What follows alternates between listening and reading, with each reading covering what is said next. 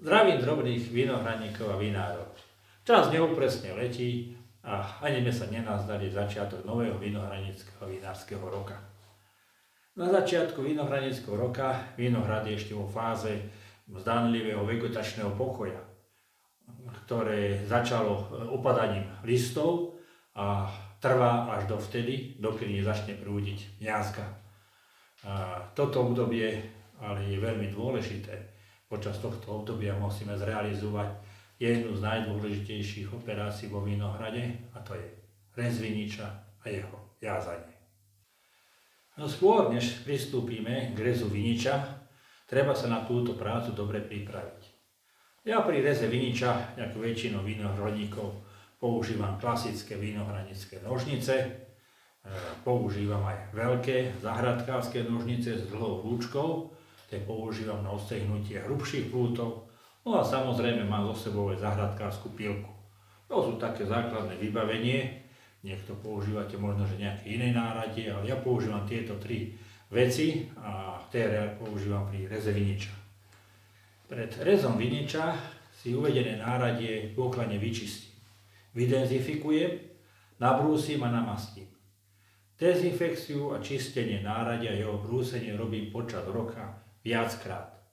Pred rezom, počas rezu, keď robím rez niekoľko dní dlhšie, tak si vždycky náradie vydezinfikujem a keď je už troška otupené, tak si ho nabrúsim. A takisto si dezinfikujem náradie aj počas vykonávania zelených prác už vo vinohrade. Keď už je vinohrad riadne zelené, máme zelené letorasty, tak aj vtedy je to veľmi dôležité spraviť si túto dezinfekciu náradia. Prečo zdôrazňujem tak dezinfekciu náradia, ktoré používame pri reze? Preto, lebo špinavé nožnicami, pilkou môžeme šíriť choroby z infikovaných rastlín na zdravé. Najlepší spôsob, ako zabrániť šíreniu chorôb v vinici, je pravidelne vystrihávať a odstraňovať infikované rastliny. Veľmi často sa stretávame s tzv. Petriou chorobou, ktorá nám napáda vinič. Je to vírové ochorenie a toto ľahko tiež môžeme prenášať pomocou týchto nožníc na ďalšie rastliny. Preto dobré je takéto rastliny, keď sa objavia vo viniči, hneď zlikvidovať, vystrihnúť a náradie si dôkladne vydezinfikovať. Toto prenášanie tých vírusových ochorení alebo plesňových ochorení alebo nejakých iných ochorení je spôsobené zvyškami organických materiálov, ktoré ostávajú, plesni, vírusy, niektoré iné, ktoré ostávajú na náradí a ako náhle my s tým náradím zarezeme do ďalšieho dreva, spôsobíme otvorenú ranu na tom viniči, tak tieto infekcie sa nám potom na ten ďalší vinič, na ten zdravý vinič prenesú a táto choroba je napadnutá týmto ochorením. Na dezinfekciu náradia ja používam cirka 10 až 15% luh sodný. Výhodou luhu je to, že nespôsobuje koróziu náradia a dôkladne náradie počas 20 a 30 minút pomocou tohto luhu vydezifikujem. Na dezinfekciu sa dá použiť aj iný bežný čistiaci prostriedok obsahom chlóru, napríklad savu. Ale chlór je agresívnejší a pôsobí na kov agresívne. Na dezinfekciu sa dá použiť aj jednoduchý taký prostriedok ako je ocot.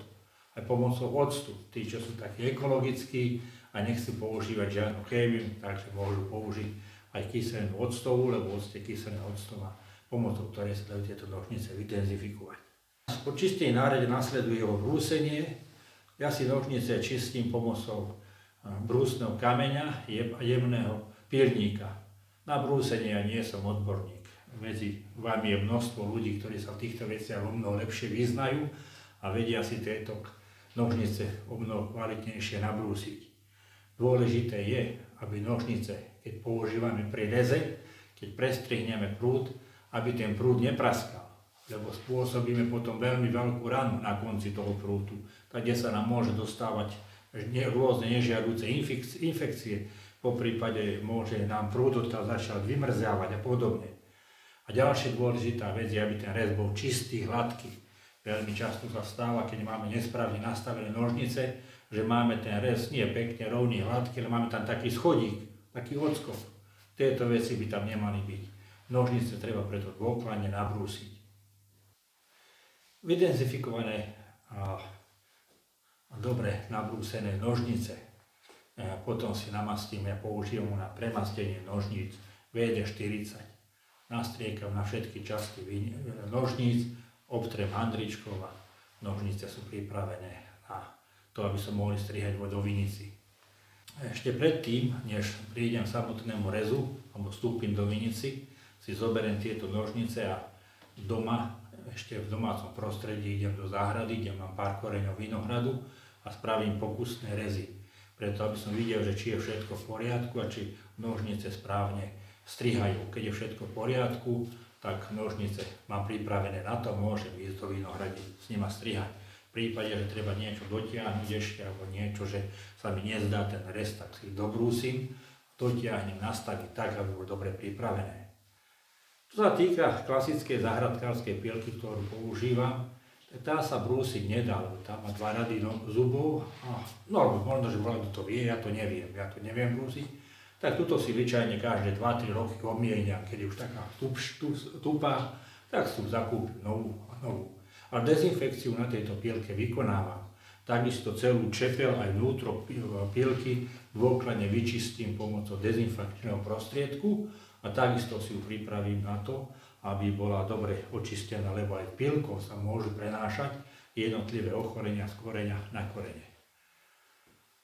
Po prvom dni strihania, keď skončím, prídem domov, keď v nárade na konci práce mám nožnice, že sú v poriadku, že rez v poriadku, tak si nemusím brúsiť, ale celé to náradie, keď strihám napríklad 2-3 dní, lebo niekedy za jeden deň určite nespravím, robím to 2 dní, tak to náradie vložím na 20-30 minút do luhu, povyberem, opláchnem vodou, utrem, mám ho vydezinfikované, môžem ho na druhý deň použiť a pokračovať. Niekto striháva viacej dní, takže po každom dní by sa to malo takto zrealizovať, tá dezinfekcia. To je veľmi jednoduché, ten roztol mám zarobený v nádobe, takom vedierku 5 litrovom, do toho si to vložím, toto náradie a tú dezinfekciu takto zrealizujem. Očistím a utrem a na druhý deň pokračovať môžem s týmto náradím. Dostal som nedávno takú otázku, keď je vhodné strihať. No, v podstate veľké firmy začali strihať už v minulom roku, v decembri. Lebo preto musia veľké firmy strihať už tak, lebo by to nestíhali, čiže potrebujú dlhší časový úsek. My drobní vinohradníci, vinári máme čas. Ja patrím k tým ľuďom, ktorí do vinici vstupujú a idú strihať. Dá sa povedať, že v závere mesiaca január, keď prognóza už není taká, že by veľké mrazy nemali byť. Rez by sa mal realizovať pri teplote nižšej, tak aby nebola nižšia teplota je minus 12 stupňov Celzia, čiže keď je minus 4, 5, 6, to nevadí, ale keď je viac než minus 12, tak je to také nepríjemné, pretože pre ten vinič, pretože mu vytvoríme novú ranu. Keď sú ucelené prúty a tie prúty, ktoré boli ešte v lani, napríklad zostrehané vrcholce, tie rany sú zacelené, čiže vinič je v takomto uzavretom a oddychujúcom stave chránený proti mrazu. Ale keď ho narušíme, tak tam vzniká určité nebezpečenstvo, keby prišli veľké mrazy, väčšie než minus 15 stupňov Celzia. No, takže my drobní sa nemusíme ponáhľať. Mám kamaráda, ktorý hovorí, ja idem strihať vtedy, keď sa mi slniečko opiera o chrbát. Má tak otočenú vinicu, takže slnko mu hreje na chrbát a on strihá, čiže už dá sa povedať, že koncom februára v podstate ostrihá vinicu za 1-1,5 dňa, takže nie je sa čo naháňať. Poviaže za ďalší 1 deň, či za 2,5 dňa má vinicu ostrihanú, poviazanú. Ja tiež robím tak, že zostrihám vinicu, potom si popozerám drôtenku, čo ako to vyzerá vo vinici, keď treba niečo došpornúť, doladím, až potom pristupujem k viazaniu. Poznám vinohradníkov a veľa vinohradníkov je takých, že idú, majú na sebe viacej toho náradia, okrem toho, že zostrihajú vinič, hneď ho aj poviažu. Čiže hneď majú, jak sa hovorí, že vinicu za sebou, jak prechádzajú, majú hotovú, čiže majú aj poviazanú, aj zostrihanú, aj poviazanú. Nevýhodou toho je, že v prípade, že by chceli ešte nejaké úpravy drôtenky robiť, tak v takom prípade by nemohli. Musia to spraviť predtým a viete, vinič pred rezom, to nie je také voľné. Ja si to najprv uvoľním a až potom viažem. Takže Toľko to v krátkosti k tejto veci, čo som vás chcel informovať. Len na čo ja zdôrazňujem, na to veľa, lebo málo vinohradníkov to robí a málo vinohradníkov sa tomu venuje, že to národie si málo dezinfikujú. Takže to som chcel v tomto videu zdôrazniť a upozorniť vás na túto skutočnosť. Lebo už viacerí striháte, rozbiehate sa, dajte si na to záležať. Bude sa vám menej chorôb šíriť vo vinici a môžete si zachrániť pár koreňov predtým, aj boli napadnuté nejakým vírusovým alebo takým ochorením. Na ilustráciu som pripravil takú krátku ukážku. Tu mám klasické vinohradnícke nožnice. Ako vidíte, jedna polovička už je očistená, ošmirglevaná s luhom, druhá nie. Je podstatne zanesená, špinavá. Troška som po skončení prác vo vinice túto záležitosť zanedbal. Podobne je to na veľkých záhradníckych nožnicách. Polovica je očistená, ošmirglovaná, druhá ošmirglovaná, vyumývaná dezinfekčným prostriedkom pomocou hydroxidu sodného, druhá není. Na očistenie nožníc som používal drôtenku, hydroxid a aj nakoniec aj šmirgel. Postupoval som veľmi jednoducho. Ako vidíte, zoberiem hydroxid, nožnice, nastriekam si na čepe, toto je koncentrovaný hydroxid, aby som dôkladne túto nečistoty mohol zoškriabať odtiaľ. Dám to sem pomocou drotenky to zoškriab. Obliekol som sa do takého starého pláštu, lebo hydroxid, keď vám frkne, tak vám vyžere a spôsobí poškodenie oblečenia. Samozrejme musíte, veľmi dobre to vidíte, schádza z tých nožníc tej nečistoty pomocou hydroxidu a z obidvoch strán to dôkladne vyumývam. Keď skončím, teraz nechcem to dlho naťahovať celkovo, keď ukončím vyčistenie nožníc a chcem to dať na dezinfekciu, tieto sú vyčistené. Dám to do 10 až 15% roztoku hydroxidu, celé nožnice a po pol hodine mám vlastne, dá sa povedať, že náradie vydezinfikované.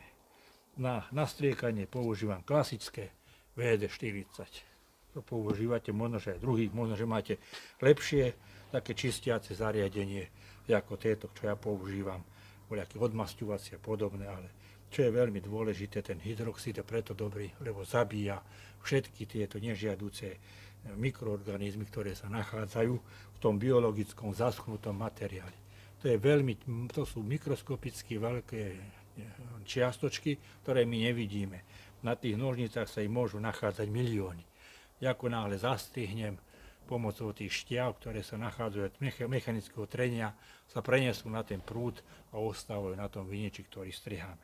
Čiže takúto záležitosť treba spraviť a potom, keď mám vinice po reze takto spravené, že prídem zo strihania, takto ich len vložím do toho roztoku, nechám ich tu 20-30 minút. Viem, že nožnice sa znova vydezinfikujú a umiem teplej vode, utrem handričkou, poprípade nastriekam ešte s VDčkom a keď treba ešte troška dobrúsim, na druhý deň môžem pokračovať.